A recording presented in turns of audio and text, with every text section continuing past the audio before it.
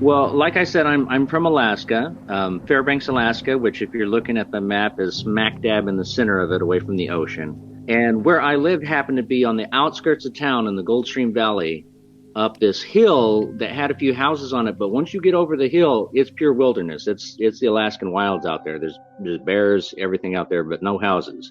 The first time I saw it was on this property, and I was alone on the property. It was on top of a ladder, and I look over in summertime during the day, and there's this large garden area, and there's this figure that's running, and it's about 5 feet tall, and it was leaving this like white spectral trail behind it. This is softly glowing figure leaving this like almost like a comet. The movement was like stop action, almost like if you were looking at a strobe light on someone, and you know how when they're dancing around, you see them in one position and then you see them all of a sudden in a second position. It almost looked, well, it looked unreal.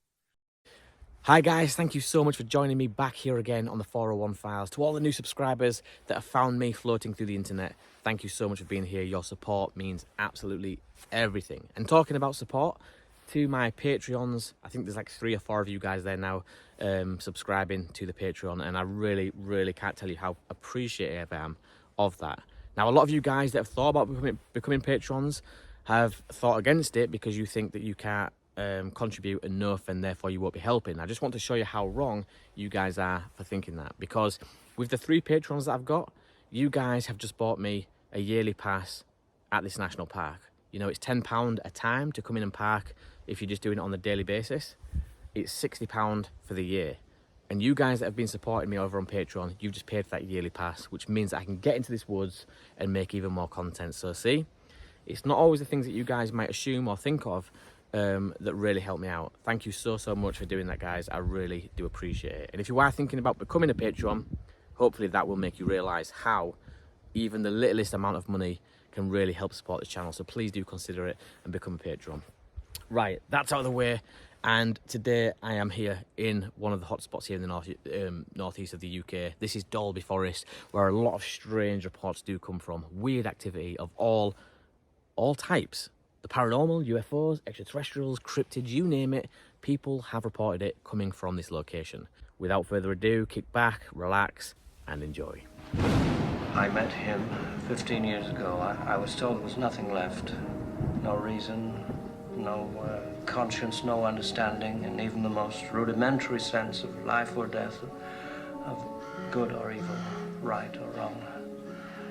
I met this 6-year-old child with this blank, pale, emotionless face and the blackest eyes, the devil's eyes, the devil's eyes, the devil's eyes, the devil's eyes. So something that I've always wanted to do, and I tried it the other day.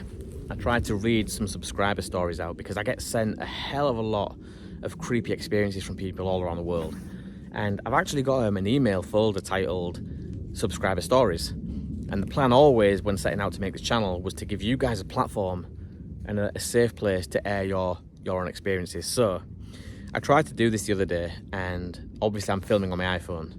Now, to go back into my emails and read out these stories means that I can't then video myself doing it. So then I had this genius plan of getting a teleprompter app downloaded onto my phone and reading them from the teleprompter, but that was a nightmare too because it scrolled too fast and it scrolled too slow.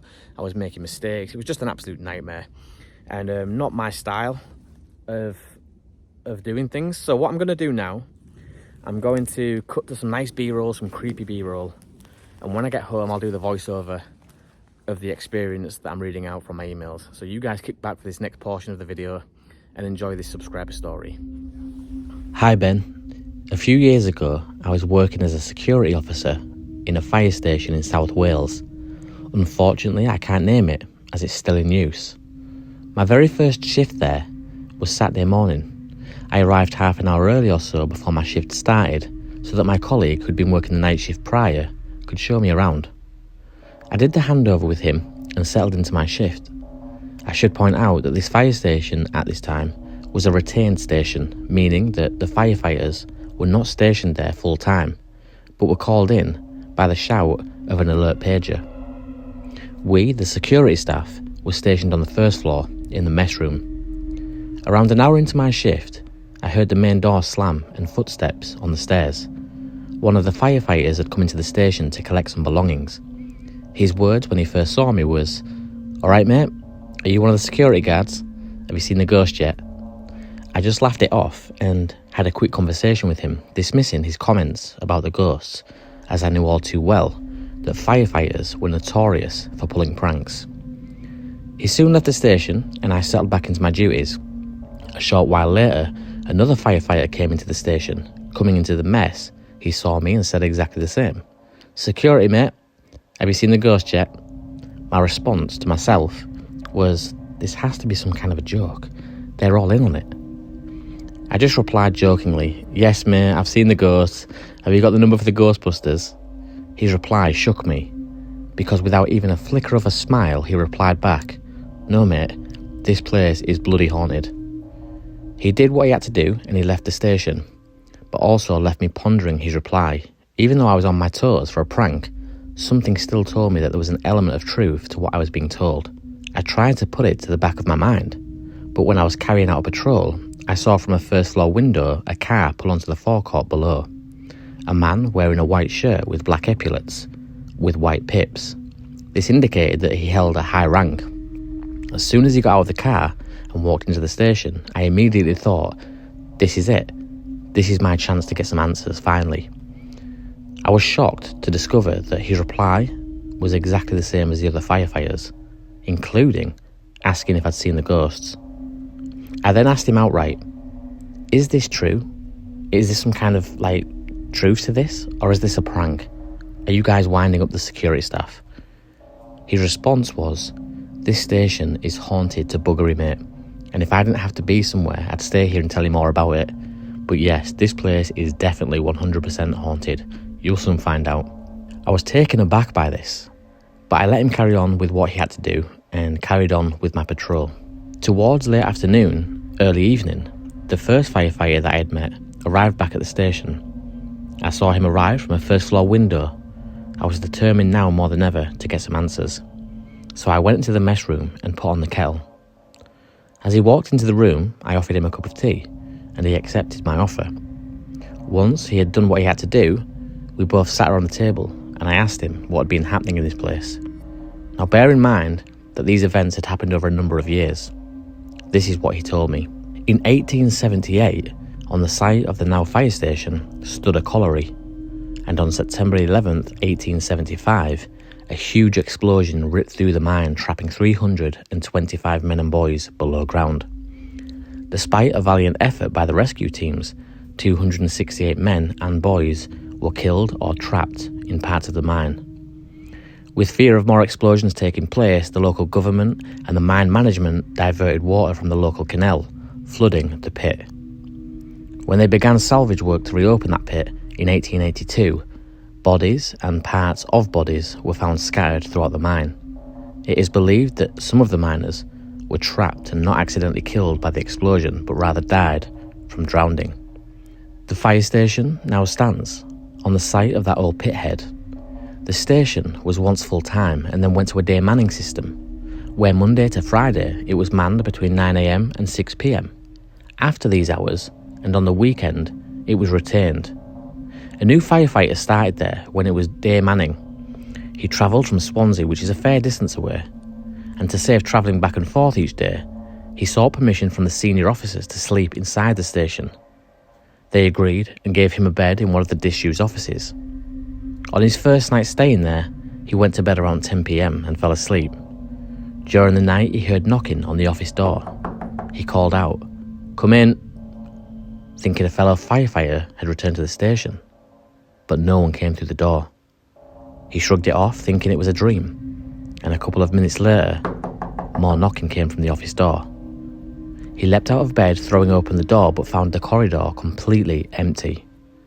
He threw on some clothes and searched the entire station, but found no one else there. Returning to the office, he was thinking to himself that it must have all been a very vivid dream. He had just closed the door when more knocking came from the other side. This time he swung the door open, angrily, and found nothing again. Not wasting any more time, he grabbed his belongings and bedding and spent the rest of the night in the car. After this incident, he bought himself a camper van and decided to sleep outside the station and vowed that he would never spend another night in there again. Another incident details a scenario with a senior officer. He had come into the station to do some paperwork. He was sat in the watch room when he heard a squeal of tyres pull up outside. He looked through the window down onto the rear yard and saw a fellow firefighter getting out of his car with his wife. Both were having a blazing row. The senior officer, not wishing to be involved in a domestic, carried on with his work, when suddenly he heard the scream of a woman coming from the rear courtyard. Thinking that the other firefighter had attacked his wife, he ran out into the yard, finding the wife sobbing hysterically on the floor, her husband trying to comfort her, but looking confused as to what had happened. They brought her inside, still sobbing, and after calming her down, they asked her what had happened. She told them that as she and her husband were arguing, she looked past him up to the first floor window where she saw the shape of a head suddenly vanish. Both men checked the whole station, finding no one else inside. The firefighter continued to tell me about these hauntings in the middle of the night. The crews and call have been alerted to a call and raced to the station, where they found all the lights on, right throughout the building, and all the doors open, with no one in the building. With most retained stations, after a call, the crew will gather at the station and have a cup of tea, maybe a chat. But at this station, at night, the crew just get back and go home. None of them will stay here after dark.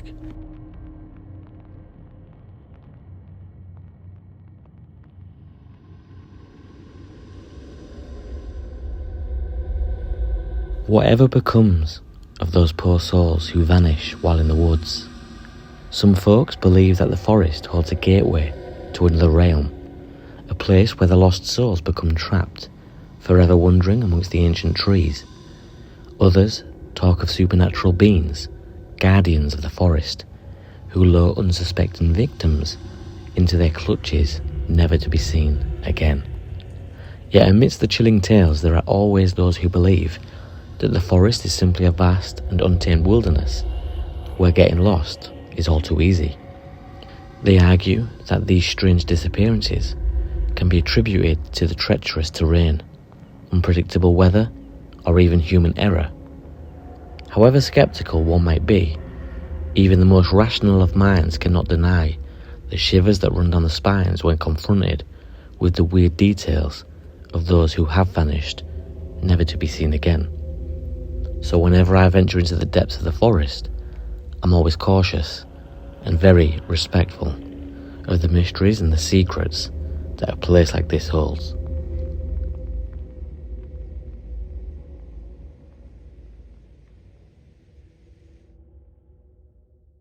I was doing some thinking the other day, and something blew my mind. Something that I've never really thought about before, because obviously it's natural to me living here my whole life. But to other people across the pond in Canada, the US, and other parts of the world, you guys might find this very, very strange. So the island that I'm on, obviously the UK, is quite a small island. But to famously quote Andy McGrath, the author of Beasts of Britain, Andy once said, "The UK is small, but only by plane, not by foot."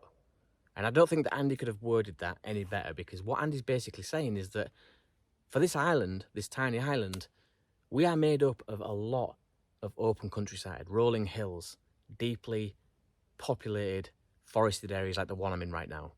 And so to try and get from point A to point B, one side of the country to the other, traversing these environments, would take you forever. So like Andy said, we are small by plane, but not by foot. Then it got me thinking about how diverse the people here are. If you visited me here in Yorkshire and we travelled 2 hours away, you wouldn't understand the dialect. And if we travelled another 2 hours from that location to somewhere else, again, you wouldn't understand the dialect there either.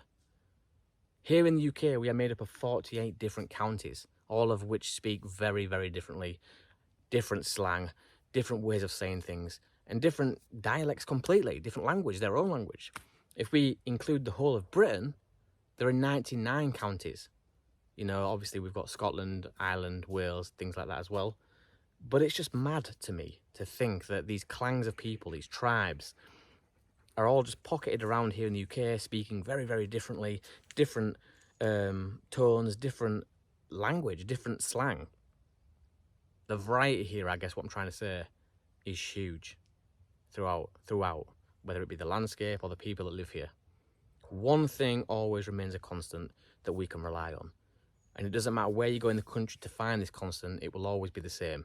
People experiencing strange things. Now, I've spoke to people in Scotland, I spoke to people down south in London, and when they're telling me certain stories, to them, the small, minuscule details that they share with me might mean nothing to them.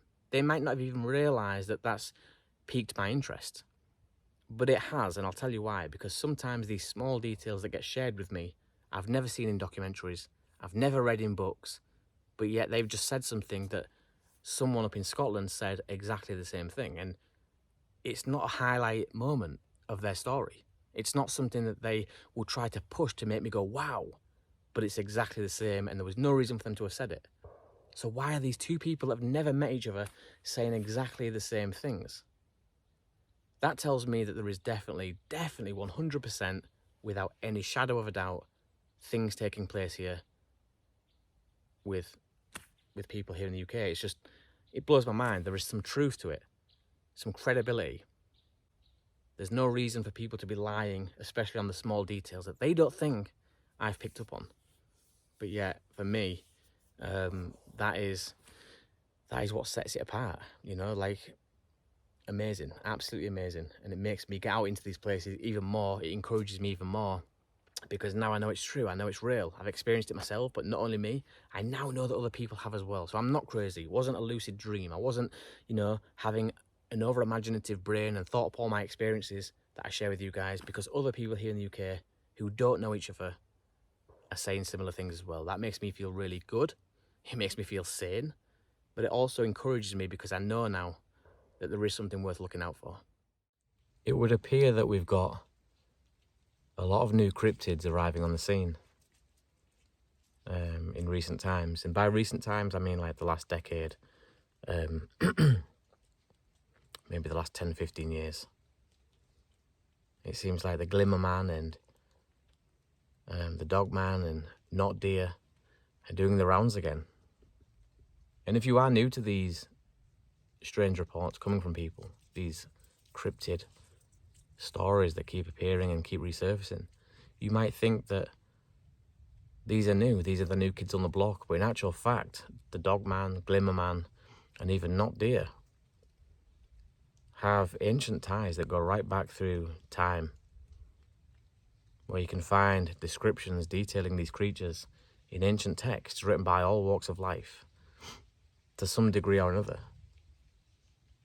And sure enough, like, different cultures, different tribes will detail these creatures, or give them different names that are slightly different to, say, like the White Man, and it changes throughout culture, throughout one culture to the next, but they're pretty much describing the same creatures. They've been around a hell of a long time. These aren't the new kids on the block. This isn't make-believe. People a lot smarter than you and I, a lot wiser, been around a lot longer, have shared similar stories, had similar experiences with these creatures. So when you hear about the Dog Man and you try and compare that with Bigfoot and say, well, no, Bigfoot's the original, he's the one that started it, it's not necessarily true. Canine creatures that walk bipedally have been written about for many thousands of years. Deers that resemble a humanoid have also been written about, as well as this Glimmer Man. It's just that they don't seem to be as frequent. Now, I don't know if that's because Bigfoot is permanently stationed here, like permanently occupies our forests all the time, all year round, and these other creatures don't. They come from somewhere else, and so it's intermittent for them. I don't know what the deal is. I don't know what the story is as to why they're not more known or more seen, more experienced, but they do exist. Or if they don't exist, the folklore, the mythology of them definitely exists. It's not something that's just been created through the birth of AI, let's put it that way. I must be mad, you know, I sit here in the back of my car now. I'm on this old logging track in the middle of the forest with nothing but the sound of rain dropping around me and lilies scurrying through the grass. But there are definitely occasions where I sit here and think to myself, what the hell am I doing? Like, what am I doing? But you guys seem to enjoy it.